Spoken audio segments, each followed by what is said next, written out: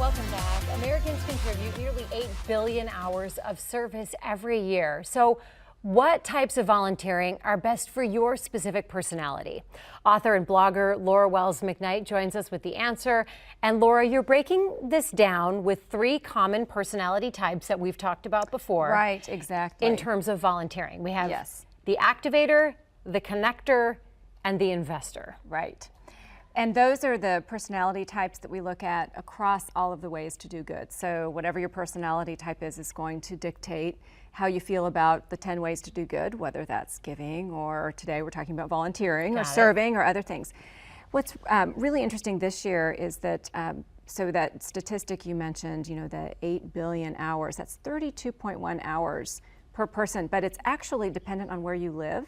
So Kansas is in the top 10 states for volunteering.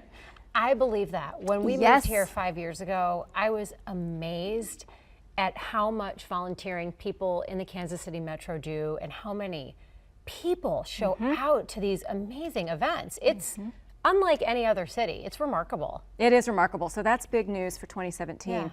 35% of people in Kansas volunteer at least once a year, which is big, in the top 10. So how do you know if you're an activator? And what right. Does an activator well, do? That means you like to volunteer for a specific cause. So activators are very motivated by getting something done.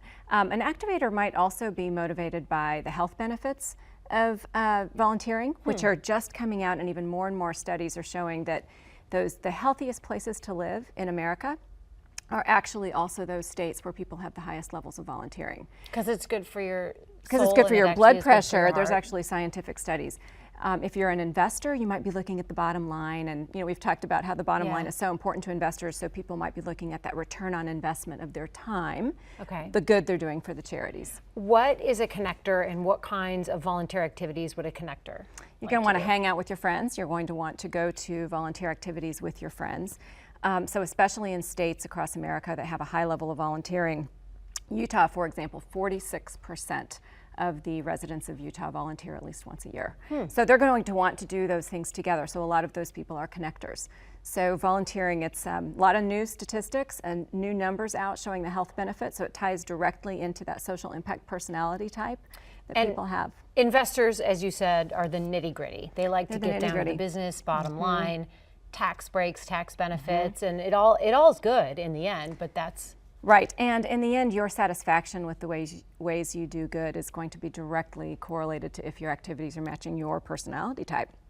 Especially true in the workplace. We're seeing some new research that's suggesting that a phenomenon called a corporate cram down doesn't work in the workplace. So that just means your employer is forcing you to volunteer for activities that you don't really enjoy.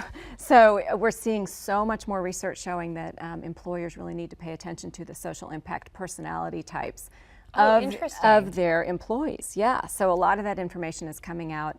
2017 is really a big year for volunteering, a big year for these new stats that have come out. So you're so passionate about this, you've written a book about it. Yes.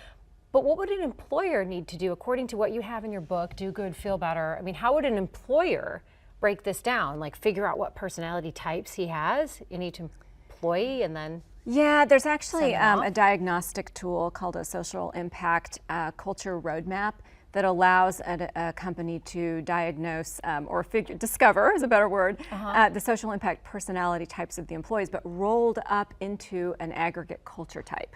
So for example, a social impact culture type in an organization, in a company of investors, they might not want to go out on a Saturday and do volunteering because they're busy. They're looking more at cutting checks and things like that. But if you've got a workplace full of connectors or activators, they're going to love that volunteer service day. Go to the walkathon or whatever where they're going to meet people. Laura, thank you very much. You're welcome.